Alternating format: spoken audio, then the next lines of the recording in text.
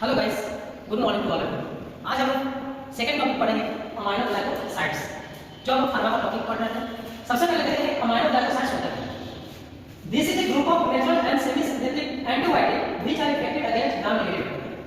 Amino glycosides है जो आपका एक नेचुरल और सिंथेटिक एंटीबायोटिक है जो आपको किसके अगेंस्ट वर्क करता है? ग्राम नेगेटिव बैक्टीरिया के अगेंस्ट वो वर्क करता है।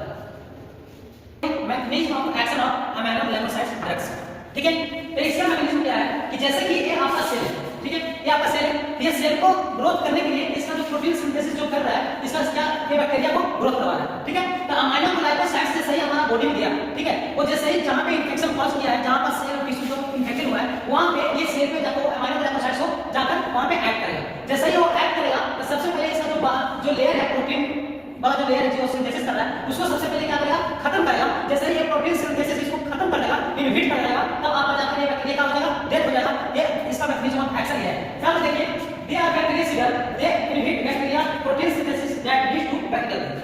ये प्रीवियस क्लास में दो तरह बताए थे कि अब बैक्टीरिया है, दो तरह में क्लासिफिकेशन हुआ, एक बैक्टीरियोस्टैटिक्स और एक बैक्टीरियोसिडेंट। बैक्टीरियोस्टैटिक्स का जो है वो आपको उसमें ग्रोथ को क्या कर रहा था? वो कंट्रोल कर रहा था, लेकिन बैक्टीरियोसिडेंट क्या कर रहा है? आपको वो डायरेक्टली उसको किल कर देगा। तो ये आपको अमाइनो ग्लाइकोसाइड्स है, वो ग्राम नेगेटिव बैक्टीरिया के अगेंस्ट वर्क करता है, जिसमें उसका प्रोटीन को सबसे पहले उसका सिंथेसिस को खत्म करता है और उसके बाद बैक्टीरिया को डेथ को खत्म कर देता है, ठीक है। अब हम लोग देखेंगे drug example of amino glycosides. उसका एग्जांपल है आपका स्ट्रेप्टोमाइसिन, जेंटामाइसिन, केनामाइसिन, टोब्रामाइसिन और मिकासिन। ये सब जितना भी ड्रग्स के एग्जांपल है वो आपको किसका है? अमाइनो ग्लाइकोसाइड ड्रग्स है। इंडिकेशन देखते हैं। इंडिकेशन का मतलब होता है यूजेस, मतलब किस किस कंडीशन में आप लोग अमाइनो ग्लाइकोसाइड ड्रग्स है वो दे सकते हैं। ग्राम नेगेटिव इन्फेक्शन, पहले ही हम लोग बता दें कि अमाइनो ग्लाइकोसाइड्स है वो आपको ग्राम नेगेटिव बैक्टीरिया इन्फेक्शन में वो वर्क करता है, ठीक है, उसके अगेंस्ट क्या करता है? वो वर्क करता है। दूसरा सेप्टिसेमिया। सेप्टिसेमिया का मतलब होता है ब्लड इन्फेक्शन। अगर आपका बॉडी में और ब्लड में अगर इन्फेक्शन हो जाता है तो उस कंडीशन में हम लोग अमाइनो ग्लाइकोसाइड्स का ग्रुप का ड्रग्स को यूज करते हैं। तीसरा post operative UTI, urinary tract infection का पोस्ट ऑपरेटिव कंडीशन में हम लोग यूज करते हैं, ठीक है। उसके बाद हम लोग ट्यूबरकुलोसिस में, पेल्विक इन्फ्लेमेटरी डिजीज, ये सब में हम लोग अमाइनो ग्लाइकोसाइड्स को यूज करते हैं। अब हम लोग देखेंगे कॉन्ट्राइंडिकेशन, मतलब किस कंडीशन में हम लोग प्रिकॉशन रख सकते हैं ड्रग्स को। अगर कोई भी मदर ब्रेस्ट फीडिंग या प्रेगनेंसी कंसीव की है, उस कंडीशन में हम लोग अमाइनो ग्लाइकोसाइड्स ड्रग्स हम लोग प्रोवाइड नहीं करेंगे। सेकंड, अगर कोई भी पेशेंट आप रीनल फेलियर से अगर वो सफर कर रहा है, रीनल फेलियर की कंडीशन अगर है या कोई भी डिजीज कंडीशन रीनल डिजीज से अगर वो सफर कर रहा है, उस कंडीशन में हम लोग अमाइनो ग्लाइकोसाइड्स ड्रग्स हम लोग देंगे।